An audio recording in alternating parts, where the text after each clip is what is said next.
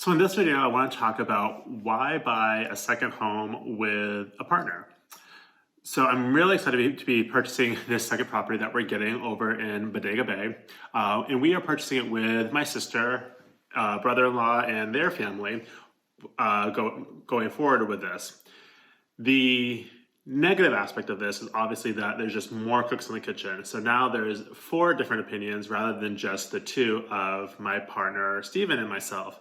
Now we have to also take into account what my sister and her husband want and what's best for the group as a whole. So it definitely becomes a little bit more difficult. There's more opinions. My partner and I have a bigger risk tolerance. We have generally a bigger appetite for construction.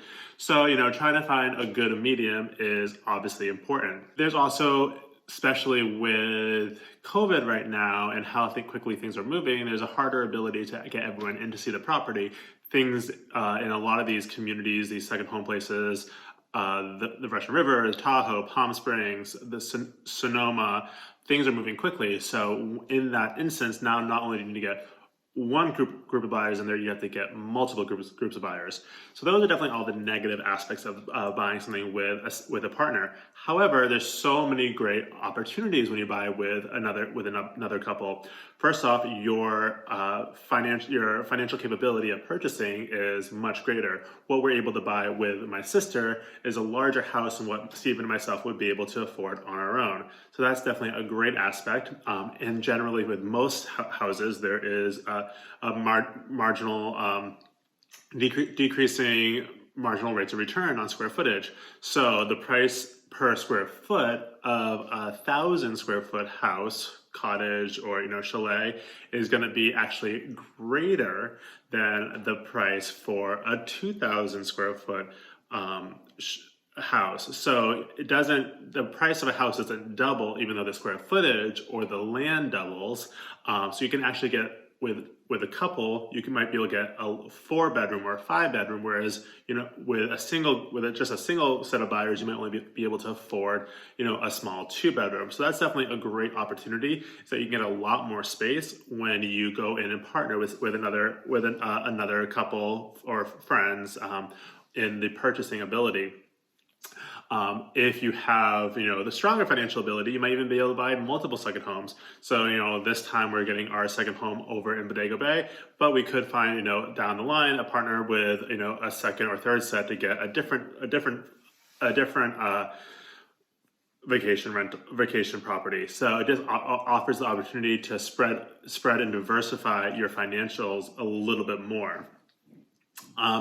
The ability to buy with another couple or another group is allowing you to have a stronger financial strength in lending ability. So for instance, when you're buying a property, the lender is going to be looking at your salary and also your down payment. Now, in San Francisco, with people get paid all sorts of different ways. You have workers who are in startups. You have people getting big bonuses, or they have a lot of stock options. Some people may have really strong stock options and have a lot of down payment, but their salaries might be quite small because of just the way that their payment is being structured, or vice versa. So if you have another couple who may have a more traditional salaried position, then even though you may be a strong buyer, you may not be a strong lender candidate. So buying with someone else helps you round out your loan application. I know when we bought our current house where we're living right now, 9-10 years ago, we actually bought that as well with my sister, and they had much more traditional financing abilities because of their 9-to-5 regular salaried, whereas we are commission based, so our lending ability was a little bit different when it came to our application. So if you are in that kind of situation, buying with another couple may actually help you in the lending process. So there are all these different reasons why I think, co-buying is such an interesting opportunity. You can get in and buy potentially bigger properties. You could potentially buy multiple properties because now if you're buying, only a 50% interest or a 33% interest in a house, you might be able to buy, instead of one house, you might be able to get 2 or 3, more going along the idea of time sharing, depending on how you set it up with your other partner. It can increase your financial strength, so not only for buying something bigger, but also just having a better application process with a lender. So I think definitely if you've been thinking about co-buying, seems like I think it's a great way to get into a second home. If you have someone that you can trust, you have a family or a friend who you have your interests aligned. It's something to think about when trying to purchase a second home. Thanks. Bye.